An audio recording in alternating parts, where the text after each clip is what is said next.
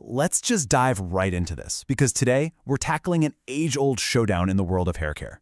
If your hair has been feeling like it's literally one tug away from a total breakdown, you might be blaming your shampoo, your towel, or maybe even the weather. But what if the hidden culprit breaking your hair is sitting right there on your bathroom vanity? Let's figure out what actually works by diving into the ultimate battle for delicate hair, the boar bristle versus the nylon bristle. Here is our roadmap for today. We're going to cover 1. Understanding fragile hair, 2. The boar bristle breakdown, 3. The nylon bristle nuance, 4. Combo bristles, 5. The verdict by hair type, and finally, 6. Brushing smarter.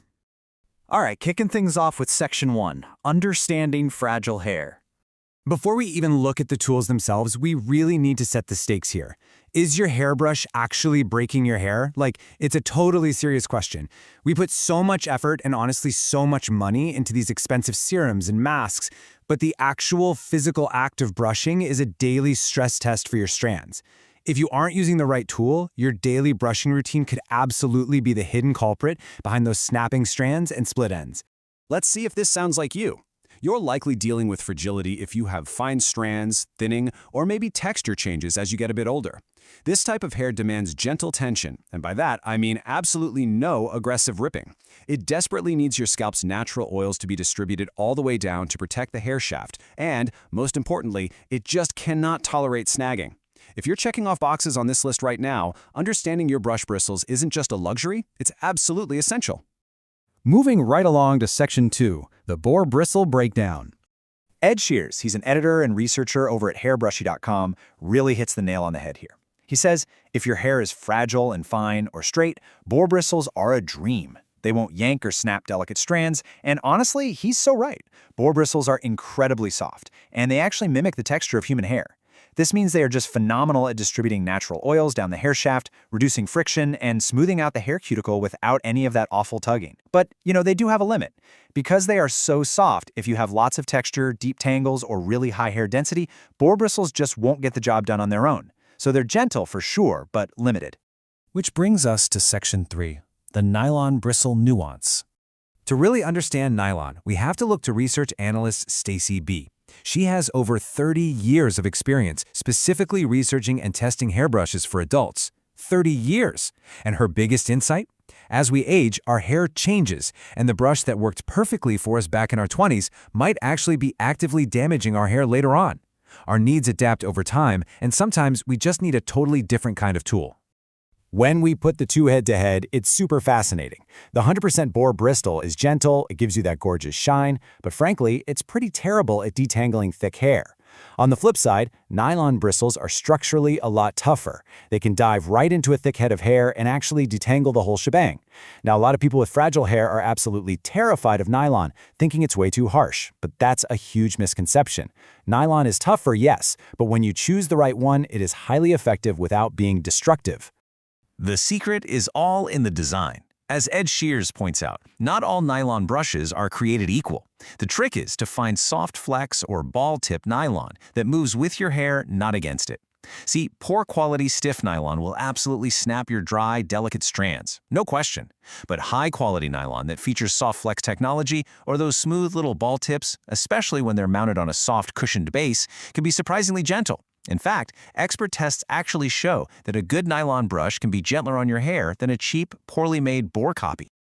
Let's look at Section 4, Combo Bristles. Now, combo brushes sound like the ultimate holy grail, right? You get the smoothing power of boar and the detangling muscle of nylon. But you really have to beware the hype here. A bad combo brush can honestly snag worse than using either type on its own. It's a literal trap for fragile hair. If you're going to go the hybrid route, it is absolutely crucial to choose one that has been tested for bristle softness, has an excellent cushion design, and is proven to glide easily through your specific hair texture. Getting down to business in Section 5, the verdict by hair type.